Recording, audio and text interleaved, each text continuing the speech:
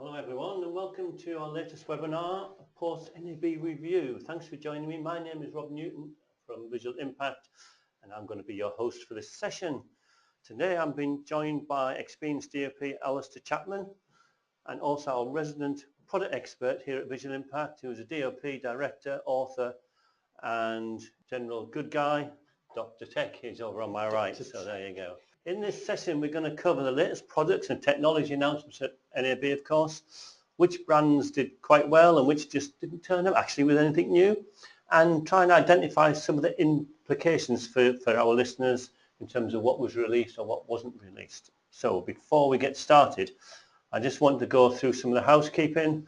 On your screens, you should find a question box. Please use it. That will make the presentation both more engaging, but also it'll answer some of the questions that I'm sure you've got to ask our two resident experts. So please use that and start right from the beginning. Don't wait until the end of the presentation. We are recording the webinar and we'll send you a link tomorrow when we've all pieced it all together. So if you do want to listen to it again in case you've missed anything or pass it on to some of your colleagues, then you can do that. You may not know, but we also run open days and masterclass sessions here at Visual Impact when you can actually get your hands on the product, and you can check out those on our website, which is visuals.co.uk/events. And it may be of interest that on the 18th of May we have a Canon Open Day here at Tennington, so we'll be going through the 1DX Mark II, the C300 Mark II will also be here. Some fantastic prime lenses are going to be here, so if you want to get your hands on the equipment, check them out for yourself to make sure that that's the sort of thing you want. Then you can do that on the 18th of May, and again you register via our website. Okay, so let's have a look at the audience poll. Today we're going to say to you, how relevant do you think trade shows are now in today's interconnected world? Obviously in terms of the manufacturers they have a different perspective, but in terms of you guys, do you think they're relevant, a waste of money? You can get everything you need on the web or webinars like this. Yes, they're interested, but not that essential. It's an important way for the industry to actually share their news, or it's vital and we need big events like NAB and IBC. It may be that you just want to have local events, or you may like the larger ones. So if you could just answer that, or wow, it's quite interesting seeing the votes coming in right now, because we were discussing this before the start of the seminar, and we kind of felt that perhaps they weren't really necessary anymore and things like that. But I see that most people seem to think that they're vital and we need these big events. Bit of a split actually between interesting but not essential and then vital. I think the big thing with the trade shows, of course, it gives people a chance to actually get their hands on stuff and actually touch the stuff, and yeah, which is something you can't do anywhere else. It's very difficult anywhere else. So there's definitely a place for them, but they cost the manufacturers huge sums of money, which of course that is added onto the cost of the products at the end of the day. So we, the end users, do end up paying for these shows ultimately. Yes, and it's, as you say, can they actually get the revenue from a large event like NAB or IBC that they actually put into it? So it's very interesting to get your perspective, because everything seems to be going on the web, in recent years, but maybe it's not so much. So thanks for voting. Virtually a good split, as you said, between vital, we need those big events. It's 50%, 20% important way for the industry to share. 30% interested but not essential, and no one thinks they're irrelevant or waste of money. So I'm sure the organisers of said events will be breathing a sigh of relief that we're all still going to be marching off to Amsterdam come September. So excellent. So thanks for that. We've got a packed show today, so let's get started with the most important questions to Alistair, such as, what really impressed you at this year's show? Yeah, so I'm going to skip over this slide. Most of you guys probably know what I do. I shoot all kinds of things: hurricanes, tornadoes, severe weather, natural extremes, documentaries, drama, you name it. I shoot it, and that's probably enough about me. Actually, while I've got this slide up, I'm going to really cheeky and say, if you want to come storm chasing with me and learn how to shoot these things, if you look at my website, xdcam-user.com, I'm off in June, and you can join me if you choose. But anyway, let's move straight on. We're going to be looking at what is NAB, what's new at NAB, or at least what caught my eye at NAB, and then a bit of other news from NAB. Some of the things we're going to be looking at in this seminar are listed here. So Z450 camcorder, R7 RAW recorder, FS5 Atomos Shogun, Canon and Fujinon lenses, PAG batteries, Panasonic VariCam and Lytro field camera. So if you've got any questions, anything you'd like to know about these things, get those questions coming in now so we can cover them later as we go on. And obviously if there's anything else that you found out in terms of the web or actually being there that you want our experts to give their view on, then please also ask that question. Yeah, please fire away with the questions. So first of all, what is NAB? Well, NAB is the National Association of Broadcasters in the USA, and NAB, as we know it, is their annual trade show held in Las Vegas. And it's not just the show of products and equipment that we've all seen the pictures of. There's also conferences, seminars, displays and other things going on around it. This year, 103,000 visitors, with almost 27,000 of those from overseas, from 166 different countries. So yeah, the overseas visitors are a huge, huge part of the show. It's a quarter of the attendance. So it is a big show globally, even though it is primarily a US show. And there were 1,700 exhibitors. The floor space is massive. It does take you a good half an hour to walk with purpose from one side to the other, ignoring everything else as you go. So it is a massive, massive event. But to be frank, this year was a little bit of an anticlimax compared to most NABs. Yeah, normally there's lots of really big product launches and lots of new exciting stuff, but this year was a bit quiet. There weren't really a lot of big groundbreaking or revolutionary announcements. So what did catch my eye? Well, most of you know that I have a bit of an affiliation with Sony, so we'll start on the Sony booth. And Sony's new PXW Z450 4K shoulder camera.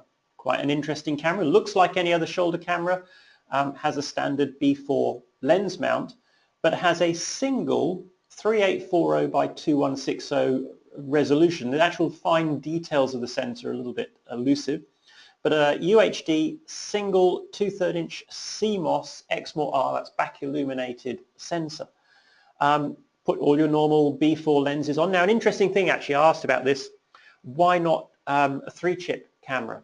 And actually with CCD, it's almost impossible to have more than HD resolution from a CCD sensor, because the way a CCD is read out, when you go more than beyond HD, you actually start degrading the image quality because of the way a CCD sensor is read out. So it's virtually impossible to have 4K CCD chips. So it has to be CMOS. And if you want a good color resolution and everything else, it was actually felt that it would be better with a single chip rather than a 3-chip design. The pixels will be very small in a 3-chip design, and it just, I don't know, I was told single chip is better in this particular application. Records using XAVC as well as MPEG HD, so you have MPEG HD 42, the old XDCAM codecs as well for HD recording. Wi-Fi and LAN, so it has Wi-Fi, there's actually a LAN port on it. So this is one of Sony's now part of their what they call XDCAM Air, which is this whole new online infrastructure. And in fact, I haven't got a slide for this, but actually it's worth bringing up because this is really interesting what they're looking at doing with XDCAM Air. Because it's not just about streaming, it's not just about uploading files via FTP. I think we all know we can do that now. It's also about things like being able to service a camera remotely. So if you get some operation error or something like that on your camera, the concept is that you'll contact Sony and they will be able to remotely diagnose the problem by logging into your camera and having a look at error code stored in the camera and things like that. Remote firmware updates, so firmware updates will be pushed to the camera instead of you having to download it.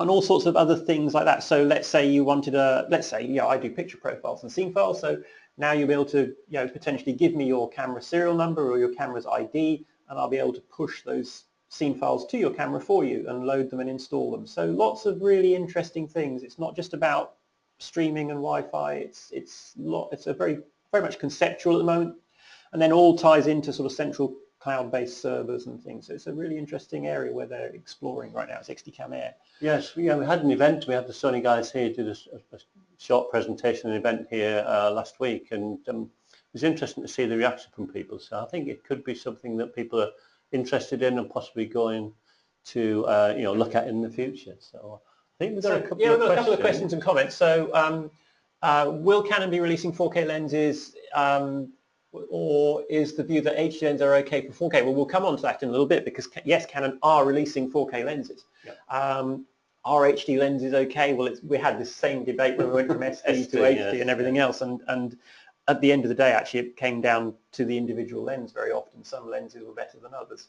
And I think it's the same with 4K and HD.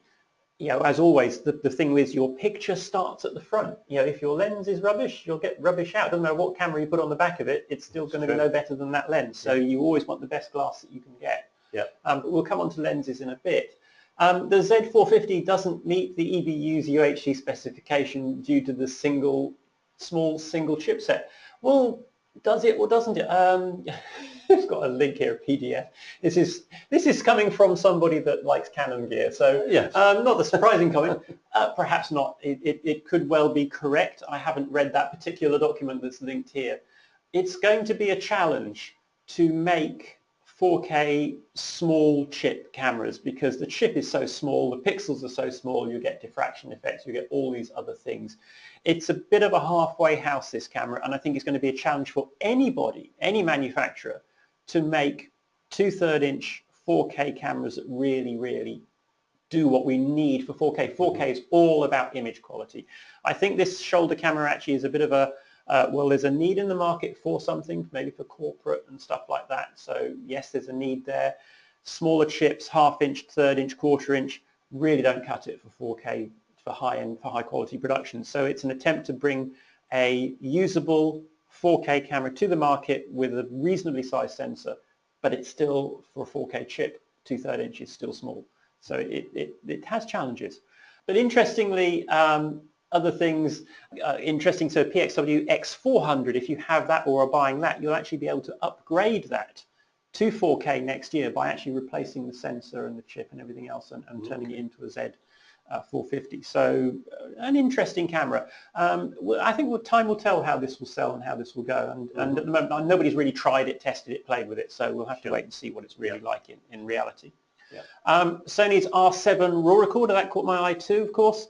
That brings new features to the F5 and 55 camcorders for RAW recording, 120 frames per second, 4K RAW, really great, and 30 seconds cache record.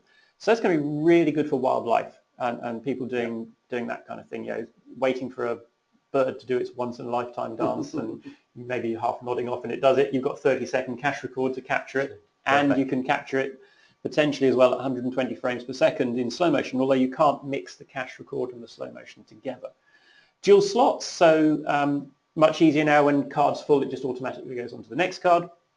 And we now also have variable compression of the RAW, so 3:1 and 4:1. So the current R5 does do 3:1, but now we have 4:1 as well, so save about 30% of space on the card, so you get more on a card. What else do we have from Sony? Well, lots of news around the FS5. Obviously the announcement about the RAW option, only going to be about $600. It's a firmware key, so you don't have to send the camera in. You pay the money, send in your serial number to your dealer, and then you'll get a key code back from Sony that you put into the camera that will unlock the RAW options. And what's really nice about the RAW is it will do 4K, 12-bit RAW, 24, 25, 30, 50 and 60 frames per second. So you'll have 409 6x216, so a much higher quality than the 8-bit that the camera currently does, so significant improvement in image quality. 120 frames per second in 4K for 4 seconds. Now 4 seconds isn't very long, but it's still 4K high speed. And 120 and 240 frames per second continuous 2K slow motion. So you can bypass the memory function if you want. Okay. Does that firmware update need to be done by a dealer, or can it? So it's a two-stage thing. So first of all, what will happen is version 2 firmware for the camera will come out very soon. And that version 2 firmware will add the auto ND function, and also Zebra's going from 0 to 100%, and a few other tweaks to various things in the camera. And that's going to be free, and that will be a user update. So you plug the camera into a computer, PC or a Mac, and then that will update the firmware on the camera, and you do that yourself.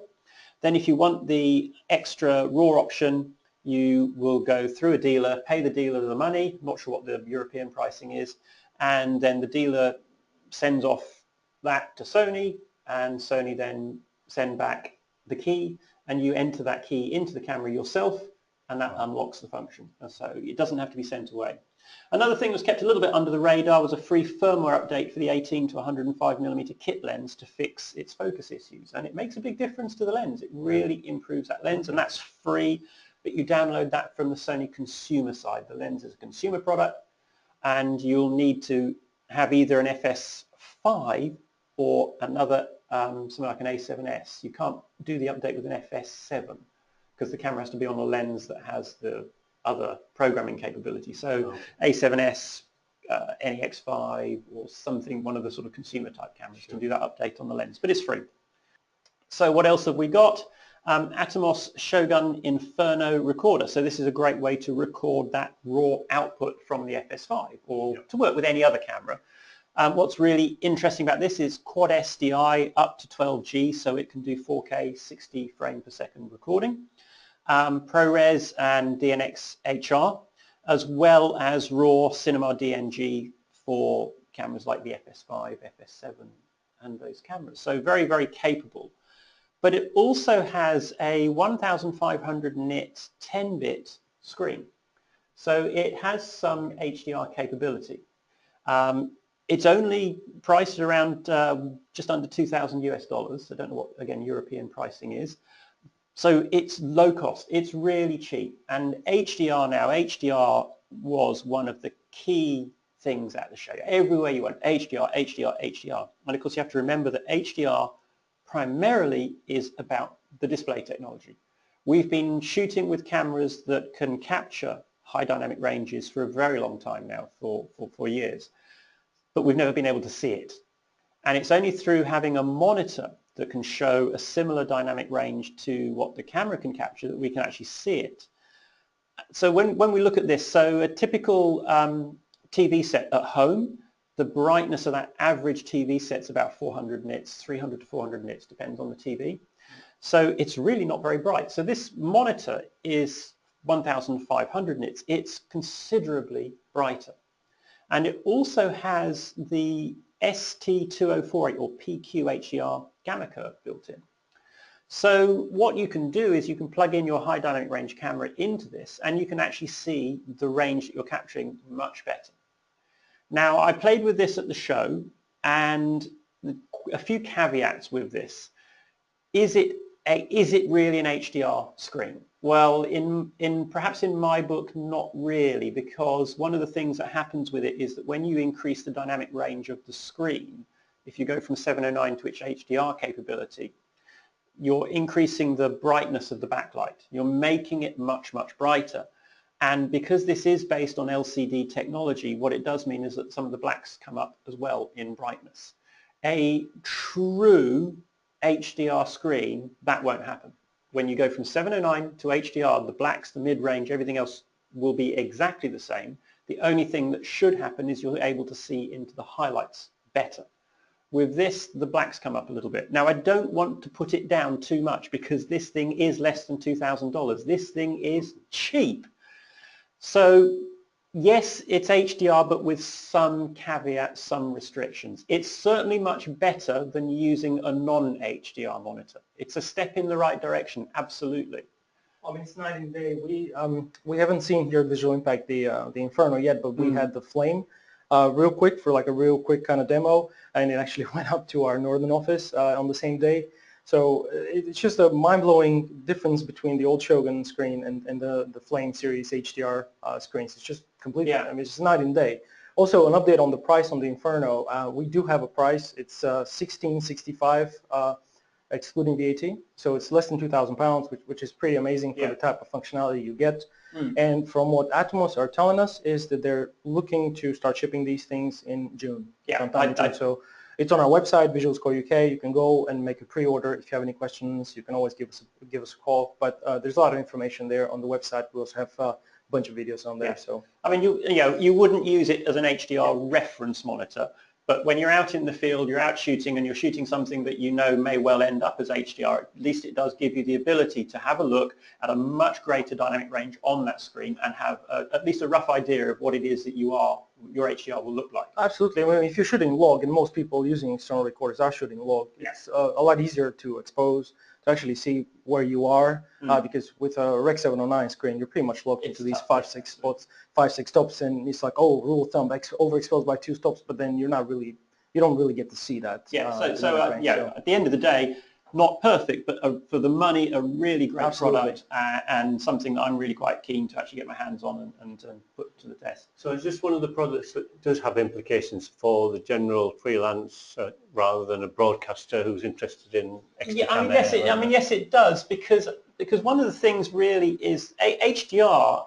Like it or not, HDR is going to be a huge deal in a few years' time. It's all, Netflix are already streaming in HDR. And in fact, one of the announcements, actually in the next slide, I may as well go on to the next slide, one of the announcements, and I'm not sure how many people are aware of this, but Sony's X850 series TVs and above, so X850, I think 950 is another one, they've all got a free firmware update now, so they can do HDR. And so these are TVs that people have probably bought earlier, or end of last year perhaps, and they're now upgraded so they can do HDR when you stream from Netflix. So if you're streaming from Netflix and the movie is available in HDR, you'll get it in HDR on those TVs, and it will look much, much better than it looks otherwise. HDR, the thing with HDR is for the broadcasters, really, it costs nothing, because they haven't got to change a great deal. There's a gamma curve change perhaps, or a few other small things, and maybe a little bit of monitoring here and there. But overall, for the broadcasters, the cost to switch to HDR is very small. Cameras can already do it, so it's really just the consumers buying the TVs. And the cost of HDR TVs, Sony X850 50-inch is, what, £1,000? They're not expensive. And the difference in image quality, this is a massive step forward in image quality. It really is. It's better than anything we've ever had when you combine high dynamic range, 4K resolution, better color, better everything. The picture is gorgeous. And Samsung, they're doing HDR TVs, and it's not just OLED. Sony, one of the demos I saw was a Sony demonstration of a 4,000 nit 85-inch HDR TV. It was stunning. It's LCD. They've discovered that actually OLED has problems with HDR, and they've got new technologies that can do it with LCD better and cheaper. So this is going to be very affordable. I think HDR is just totally, it's so amazing. At IBC last year, we were at IBC and at the Sony booth, they were doing some side-by-side comparisons of stuff shot with the F65 and in HDR and stuff shot in non-HDR, and it's just such a big difference in terms of not just the brightness, but the colors are so much more vivid.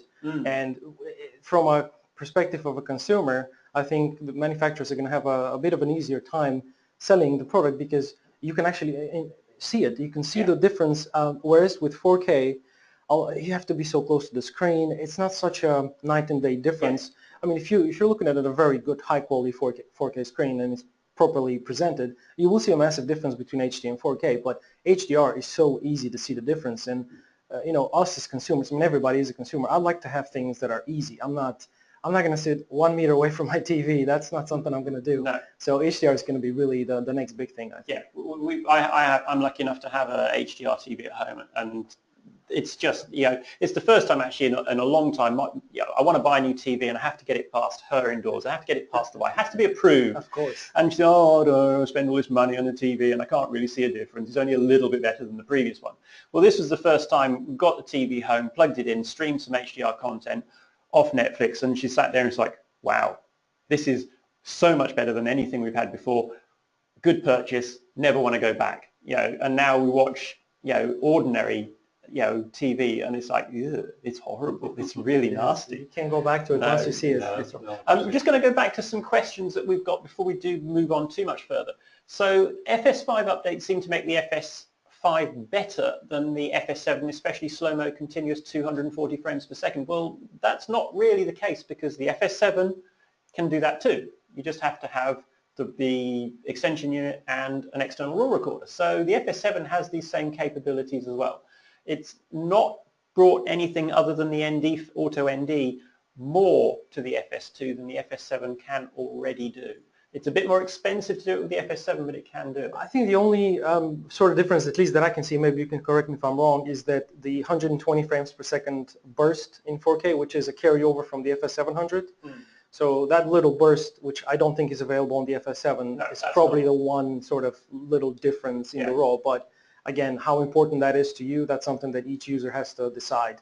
I do think that the FS7 is a much more broadcast compliant camera because you can do so much inside the camera. It's a 10-bit camera right out of the box. So again, it's just... Yeah, and also, another question. I bought a Shogun on the basis it'd be updatable to improve the features. Seems I was wrong, and they're concentrating the efforts on the middle. Well, actually, no, because there is going to be a firmware update for the Shogun that will increase the dynamic range of the screen. It is limited because the technology in the Shogun is older technology. But they are bringing out a firmware update, and I think it's going to increase the dynamic range of the screen to about 8 stops, if I understand correctly. It will be. I'm not sure how exactly the technical specs will, the technical side of things will work, but they will make the screen a lot better. But also, I think this comment is also referring to the fact that the Shogun, when it was announced 2 years ago, was supposed to do RAW at some point with the firmware update.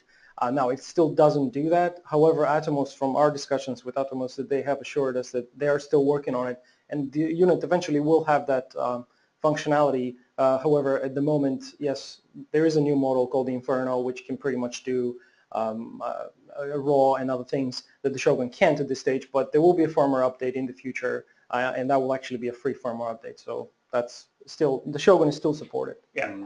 And just to sort of finish up on this slide, so other things HDR-wise, so Sony had a beautiful 55-inch HDR monitor. It's not quite as dynamic as the X300, the one that's been out for a while, but it's a client.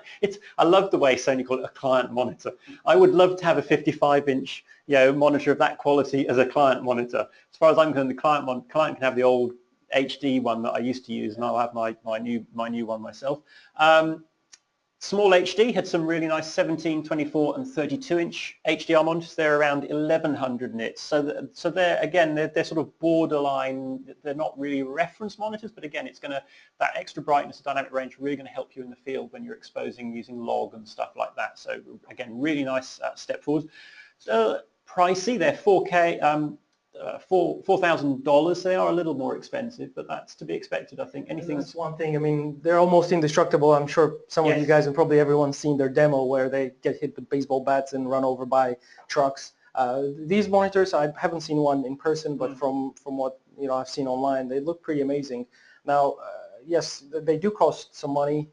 They're not as affordable as some of us might have expected them to be, but again, you're looking at a 17, 24, and 32-inch HDR monitor, which is pretty amazing. And again, it has they have a really cool feature with like a rail, slidable rail. I think it's some sort of a built-in rail on the back where you can just slide in a Teradek and become wireless. Right. I mean, no wires at all. You don't need a wires.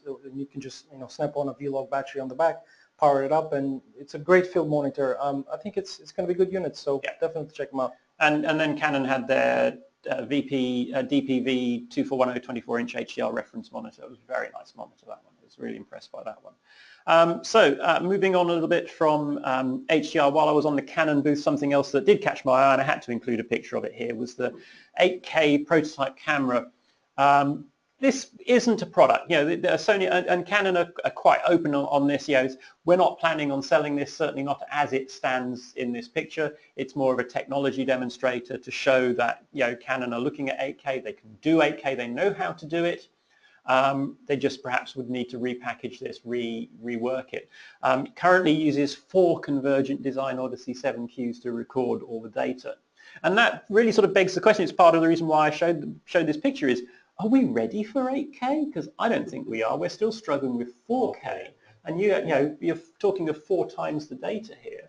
It's a lot of data to deal with. It really is. Invest in companies that make SSDs. Yes, probably going to be maybe. I mean, yes, if you're making a movie that you're going to distribute in 4K, there's definitely an argument to shoot in 8K because then you can reframe and do other stuff down to 4K. So yes, interesting, but I'm not sure we're ready for it yet. Certainly not in mainstream. I'm not sure if you had a chance to see they had some sort of an 8K demo at the Canon booth. I mean, I read this online, but I'm not sure if you had a chance to see it.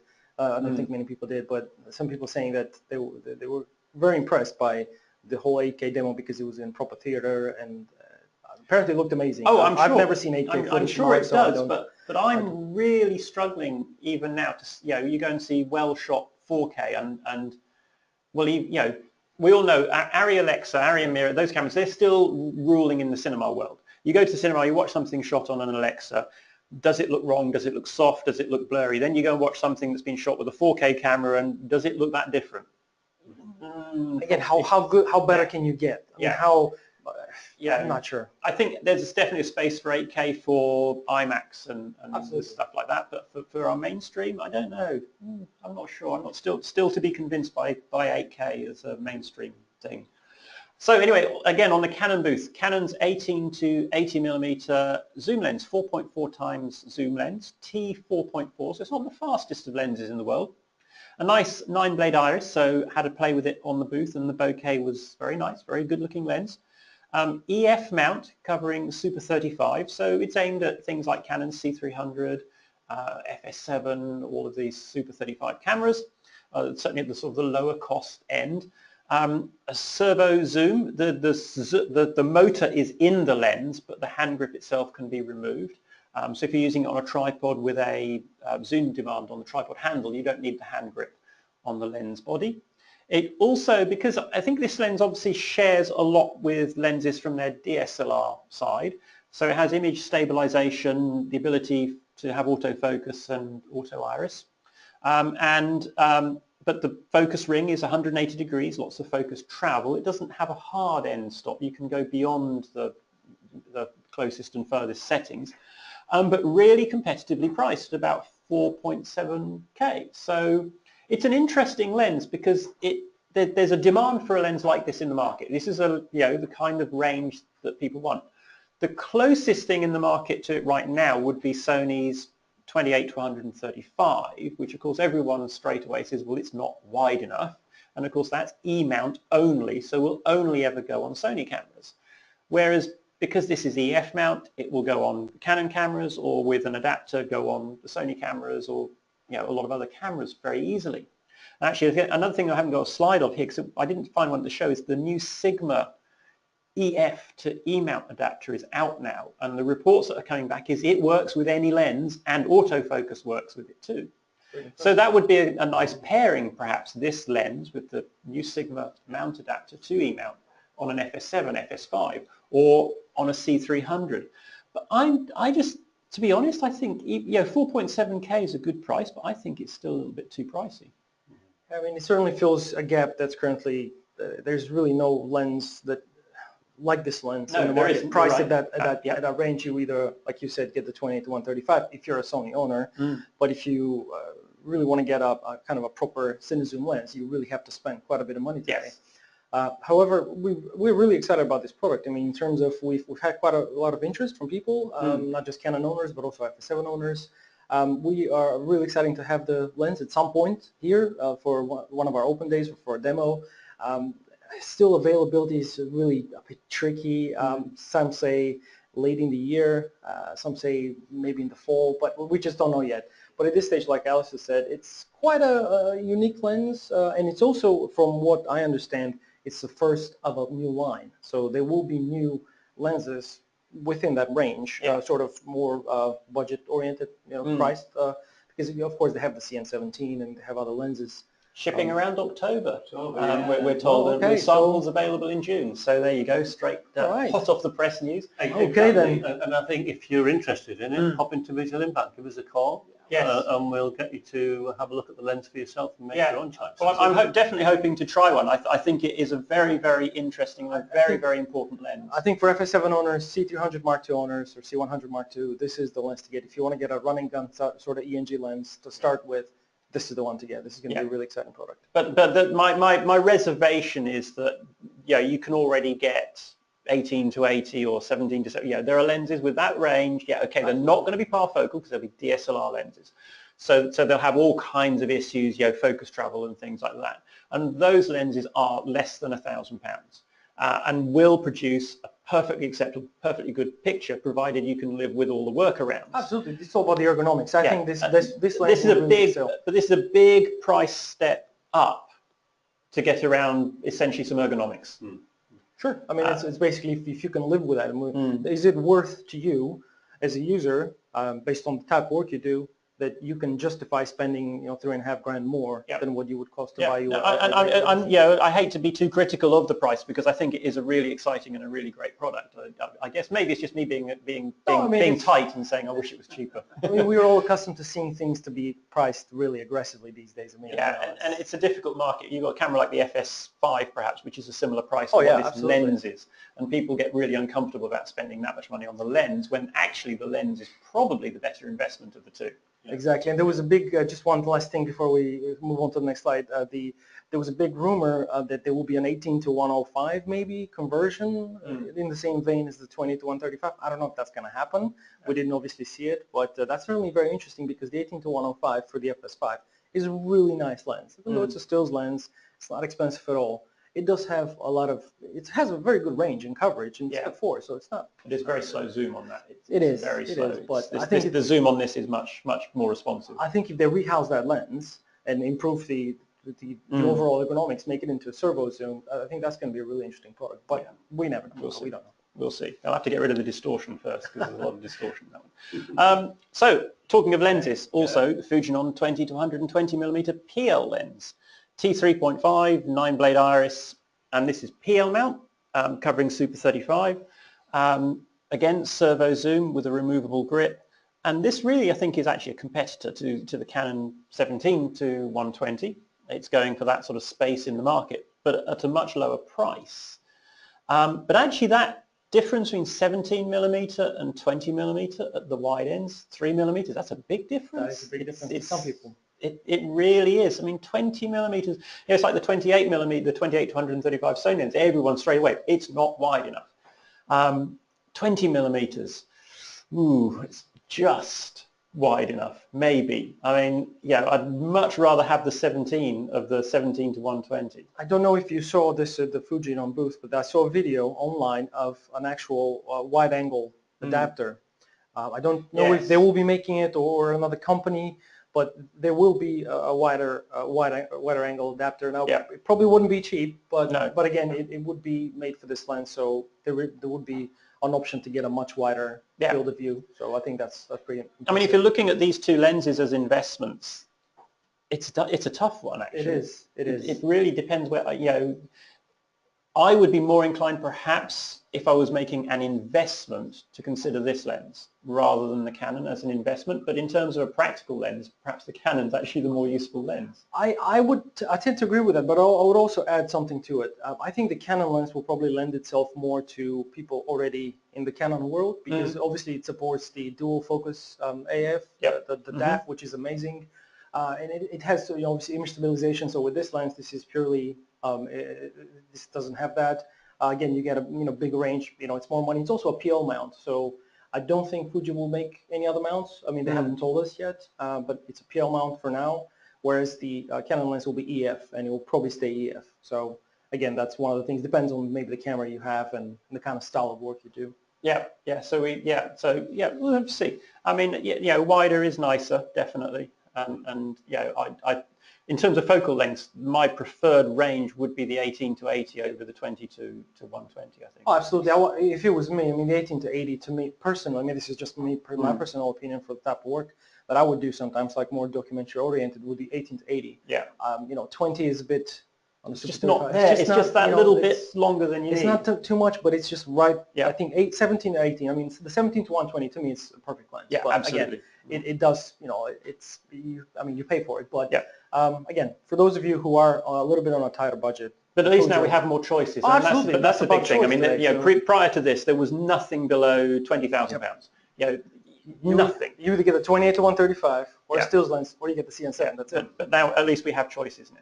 So moving on anyway. So these, if you haven't seen these, the new PAG L90 slimline batteries. So we have to power our cameras, and these are tiny. They are so small, lightweight, easy to transport, and it's a really, really very, very nice battery. And I've been using PAG batteries for many, many years, and they've always worked really well for me. And they've also now got a PL150 PAG-Link battery. And the great thing about the PAG-Link system, of course, is you can stack the batteries together. So if you need more power on the back of your camera, you just stick 2 of them on the back of the camera. And that then allows you to hot swap batteries. So you take the rearmost one off, put a fresh one on. Charging, I can stack them up on my charger and charge several batteries together at the same time. Or they have a wonderful little travel charger that takes no space at all in your luggage, and you can do 3 or 4 batteries overnight. The micro charger has been probably one of our most popular chargers that we sell here. PAG is obviously it's very popular, especially with their new PAG Link style batteries. You can stack quite a few of them. You can, with the PL16, I think that's the model of the charger, you can stack up to 16 batteries, if I'm not wrong. You can stack quite a bit of them. But the really cool thing is, like you said, the micro charger, which is so small, you just plug it on the back of the battery and just stick it into a wall. So, for those of you who travel, and most of us would travel, the size of these batteries is amazing. The L90, we saw it at IBC last year on an Alexa Mini, and that thing didn't weigh anything. It's just, it was great. And of course, flights, and it's an important thing, so the regulations are getting tightened up on flying with batteries now, and I'm getting stopped more and more often with batteries and having to actually show certification for the batteries and things like that. And just a quick note on UN testing is that these are the actual batteries UN tested with these. A lot of the cheap Chinese batteries, the cells are UN tested, but not the actual battery. Okay. And the whole battery must be UN tested before you're supposed to take it on an aeroplane. So that's very important. And so it is a very important thing. And I have been asked now to show that certificate, the UN test certificate for the batteries in Dubai, one of the worst places to try and get batteries through security. So don't cheap out on batteries. Yeah, so make sure you've got your paperwork with you or some reference to it. Batteries, different branded batteries on these. These are gold mount batteries on the back of this because this is a Panasonic camera and it's the VariCam Lite. Now, the body of the camera is it's about 2.5 kilos, something like that. So the body itself on its own isn't particularly heavy, but to actually be fully usable, you've got to put a base plate on the bottom and you've got to put the side monitor on and the viewfinder and everything else. And it's about 4.5 kilos configured like that. It's not light.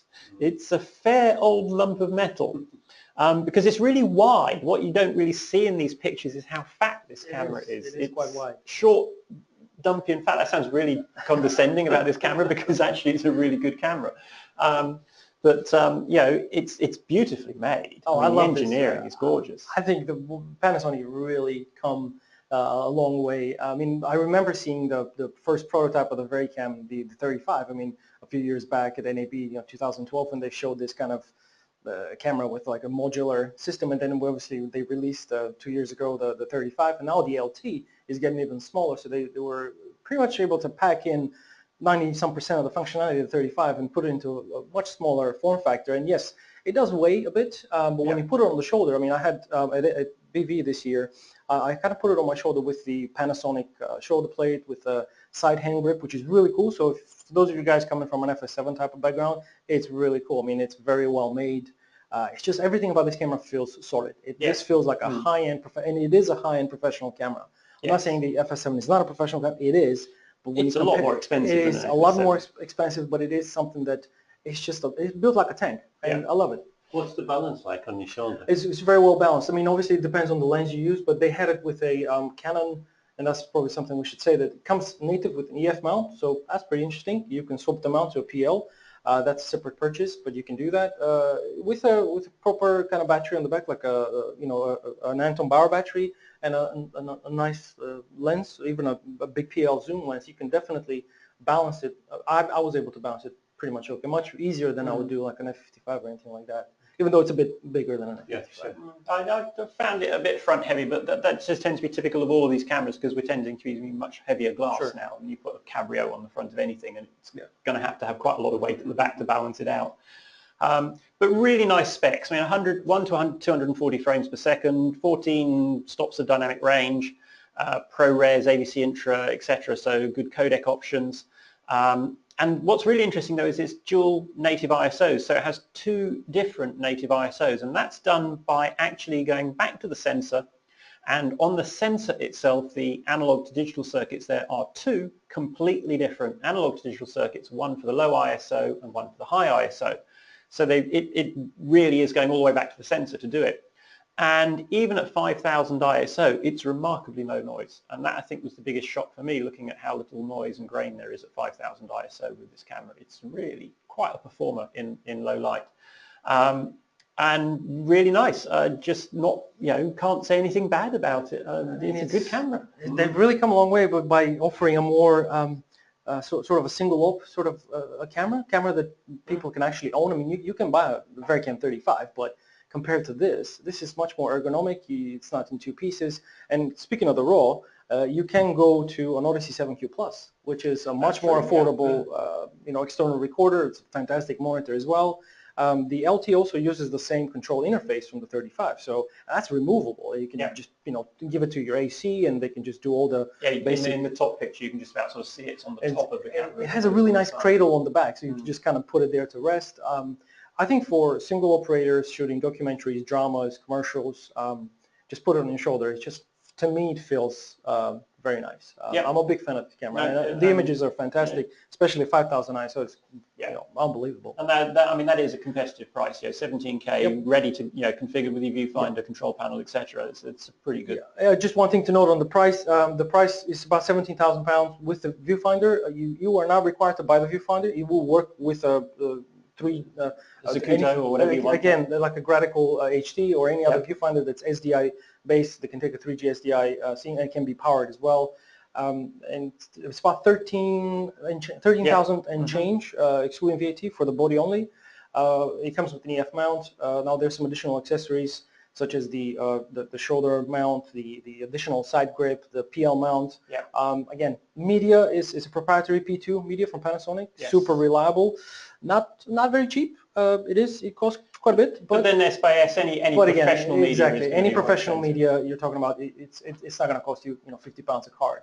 But it is very reliable. From what they tell us, it's super reliable. Shipping very soon? Yeah, it's actually, I think it's shipping right now. We've had a few orders. We actually, as a matter of fact, just today we had our couple LTs here for rental. So they're ready to go out. We also they're available for purchase. So if you order the camera, you can probably have it very soon. Fantastic. So coming down in cost and things like that, some stuff from Vocus that caught my attention. So this is the new Vocus Spider system. Uses a kind of a universal base plate with then a number of arms, and you can put more or less arms on it depending on what you want to do. They are really lightweight. This weighs virtually nothing. Really nice thought out system for smaller cameras, for sort of chest rigging to get that sort of stability and things like that. Top picture has got an FS5, and I think really that's sort of the higher end. Is it an FS5? No, it's an X70. I wouldn't want really to put an FS5 on it. It's a little bit at the high end. It's really for these smaller cameras, your A7s and X70s, stuff like that. But it's a very nice system, well thought out. I think it's brilliant. Vocus did send us some information about this. It's configurable, so there are a few options. Some of them we do have on our website, and we'll have all of them very soon.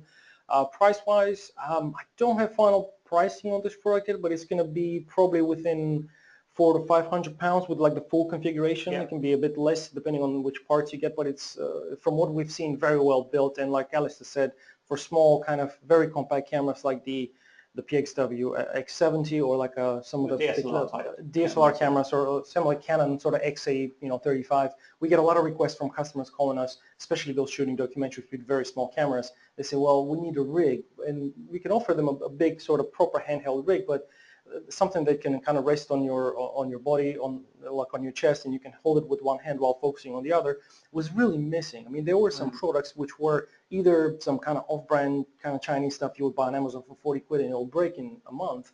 But this is a proper sort of well-built by a very respectable manufacturer. I mean, I'm sure you guys know about Vocus. They make amazing Mac boxes and other things. So we're pretty excited. Well, we've got a few things from Vocus. So another thing that actually caught my eye, being liking the Sony stuff, of course, was this little replacement rosette for the FS5. So on the FS5, currently you can take the hand grip off, but once you've taken it off, it's kind of like, well, how do I fix it to anything else? So what this does is actually puts a rosette onto the camera body that's very slightly proud from the camera body, so you can use anything with a standard Arri rosette on it.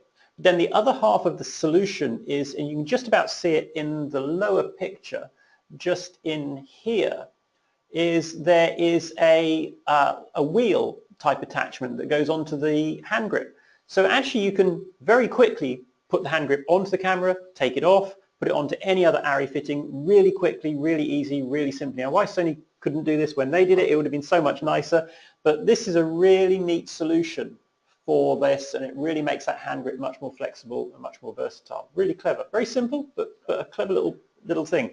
And last thing actually from Vocus, I don't want to make it the Vocus show, but is this. This is their sliding base plate system. And again, it's really sort of clever, sort of not quite out of the box, but sideways thinking. So if you look at the top picture, you've got a fairly traditional looking base plate, camera sitting on top, and then in between there is this additional plate here. Now the beauty of this system is that all you buy for your camera, your specific camera, is this piece here, this plate that goes on the bottom of the camera. Then you use a universal base plate. So when you get a new camera, you don't have to buy all your base plates and everything, you just buy this little piece here. And the camera then slides on and off the base plates, it moves forwards and backwards, it's adjustable. You can get tripod plates, you can get all kinds of different base plates, plates for 15mm, for 19mm, whatever you need. But the beauty of the whole thing is that you change your camera, the only thing you've got to replace is this little piece here. So you're not constantly buying whole new sets of base plates, you're just buying that little adapter plate. So it's much lower cost in the long run. Really is. It's very nice. Vocus are really good with kind of thinking of these little things that that really help out people. And also in that photo you can see their PL mount as well, yeah. PL to E. So a lot of people that are our customers, they are putting PL mount lenses to FS7s and FS5. Yeah. So if you're interested and you want to get a proper PL mount. And then in the lower picture we've got the metal hardware for mounting the viewfinder on the FS5. So you can actually, it's a bit more robust than the plastic one that Sony provide. But also then it means because it's stronger you can mount an arm on there so you can move your viewfinder further forwards and you can also then use the FS7 viewfinder if you want. So a great way to expand on the capabilities of your FS5. Moving on, Miller, they have a new Arrow X tripod head range, 8 counterbalance steps, and what's really nice about this is because there are so many steps, you can take a huge payload range. So the Miller Arrow X5, the 5X, can go from 2 to 21 kilos with a single head. So you could put an A7S there with maybe your external recorder, Atomos recorder on there, which would be 2 or 3 kilos. And then you go all the way up to a full-size Arri Alexa on the same head. And you're going to be able to balance it and everything else. Now, I'm not saying it's going to be perfect at both extremes, but it does give you that kind of flexibility with a single head. Looking at the pictures, there's some interesting things here. So on the back of the tripod, there is this dial here. This actually has 8 positions of counterbalance. And then on the front of the tripod here, there's a second one that gives you half steps. So you have 16 positions in total. And a really nice system, and the Miller tripods, they're really nicely made. They're well put together. Last thing to look at. I wanted to see this, but I couldn't get in. They had limited seating at this exhibition or this part of the show, and I didn't get there early enough. I was there early, but obviously not early enough. And this is the Lightro Lightfield film camera. This thing is huge. I mean, this thing is the size of a van or a car. It's absolutely massive. But the thing is, it captures depth and light direction. So that means you can refocus and set your depth of field in post. It's also 8K, so you can crop in and things like that, so you can shoot at different focal lengths if you're delivering in 4K. And it really is effectively different focal lengths, because the depth of field will change when you change your focal length. It's not just a crop in. So it's really interesting, and because it calculates or is capturing depth information as well, really good for green screen and compositing. Because if your actors are, let's say the actors are between 5 and 15 meters from the camera, you just tell post-production to only keep stuff that's 5 to 15 meters from the camera and disregard everything else. It makes the green screen work so much easier. Well, kind of just eliminates it. I mean, you probably wouldn't need to shoot green screen. It's quite impressive technology. Again, what sort of applications it would have at this stage are? Well, of course, it can do 3D because it's capturing depth. It can do so many things, but 755 megapixel RAW. That's nuts. That's just insane. I think what I read is that when they hire this sort of system, it kind of comes with its own server, because that's the only way to manage the data, which will be pretty staggering. And I think we have a question here. So we've got a comment here from someone, sounds awesome, needs some sort of new storage system, I guess, at 2 terabytes a minute. And yeah, I mean, one of the big issues with it is the storage is actually built into the camera.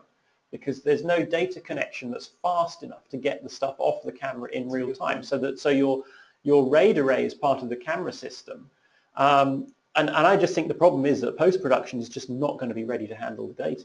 I mean, it's in crazy amounts of data. Absolutely. I mean, some post-production companies, they don't even want to deal with 4K now because of the amount of data, and they would much rather work in 2K. But again, the future is coming. But whether this will be the future for everyone, I don't know. I don't think so. But definitely, probably a very niche sort of big budget, big Hollywood sort of IMAX, something gigantic. Yeah, definitely really interesting technology. But I think the very telling thing about Lightro and light field technology is that they did release what was a very nice stills camera that had this same refocusing, reframing capability, and it's been on the market for a couple of years, and it's been a failure. It has not caught on. I'm not saying there's anything wrong with the technology. It's just I don't think either people don't get it or they don't want it. Either way, it's come and gone. It came and went. It's absolutely tough, and even the company did make this announcement saying that yes, we did try to go into the consumer world with photographic cameras. Didn't really caught on. Obviously, stills world is very sort of, I don't want to say old school, but photographs are very, very different from today's world of cinema. Yeah. It's just different requirements. People want to see different things like resolution and other things. Where the Lightro, I just don't know if consumers like the non-photographer, the sort of person that would just take the camera to do a few snaps would actually want to fiddle with post-production, change focus in post. I don't know. But again, for, like you said, for big productions, this will probably alleviate a lot of the troubles, especially shooting green screen or 3D especially. I mean, marrying cameras, making sure they're all aligned, syncing. It's just. But 37 gigabytes per second. It's just nuts. It is. Can't even fathom. Anyway, do you think this is the sort of technology that possibly someone else, another brand, to repackage it and make it a bit more economical and take the concept and develop something, or do you think it's just one of those technologies that's fun to look at, but it's never going to hit the streets? I mean, it's got to be made a heck of a lot smaller. Oh yeah, size is just. I mean, if you look at it, they need I don't know what kind of tripod system this is, but this will never fly. And someone will ask, will it fly on a drone? No, probably on a 777. But I don't know if they can, like Alice said, make it smaller, make it more. The data is the problem. The throughput of the data is insane. So. And I'm not sure if there's a way around that, because if you're capturing both, because you're not capturing a two-dimensional image now, because you're capturing a three-dimensional image, the data is going to get the cube larger than what we're capturing now. And I think, like, I'm still trying to wrap my head around of what it does is apparently it creates a 3D environment of every single pixel. So every single thing you see has its own little 3D, it captures light from every single angle. So I think that's why it needs that huge amount of data, because a 2D image wouldn't do that. Yeah. So again, that's interesting, but maybe in the next 5 or 10 years, maybe even sooner. Who knows? Maybe you see this visual impact, but I don't think so now. You never know. You wouldn't get it upstairs into the demo room. No, you wouldn't. No. So we've got any questions we haven't answered yet? I mean, someone's commented that we'd probably have to edit proxies with Lightro and then do an automated online. I think absolutely yes. That's going to be the only way to deal with that is via some sort of proxy workflow. I hate the FS7 viewfinder mount. What's the best replacement while still retaining the mic mount? Again, Vocus. They do a rail that goes on the standard bar. So you have that bar through the handle. Yep. But Vocus replaced that bar with a stronger mount, and so you still use the Sony mic mount, and it doesn't flop around. You have to put a top plate and a handle on. Yeah, so you have to put the Vocus top plate and handle on, and then that puts a new, really rigid bar across the camera that doesn't move, and then you have a sliding rail that the viewfinder goes on. It is a really nice system. It's what I have on my camera. It works really well. But it's not cheap, because you've got to buy the top plate and a few other little bits and pieces. But it transforms the camera. It just really, really makes the camera so much nicer to use with a decent viewfinder on there, or at least one that doesn't sag and droop all the time. I don't have a link for it to hand. If you go onto Vocus's website, it'll be there, or I'm sure the guys at Visual Impact will be able to help you. We'll definitely be able to send you a link at some point. Give them a ring and have a chat with them. Probably definitely. So thanks for attending. Over to you to wrap up, Rob. Yes, thanks for listening, joining in. I hope you enjoyed it. We've slightly overrun, but that doesn't matter as long as everyone's attentive and is enjoying the day, enjoying the seminar. So thanks very much, as I say, and see you again soon. Bye for now.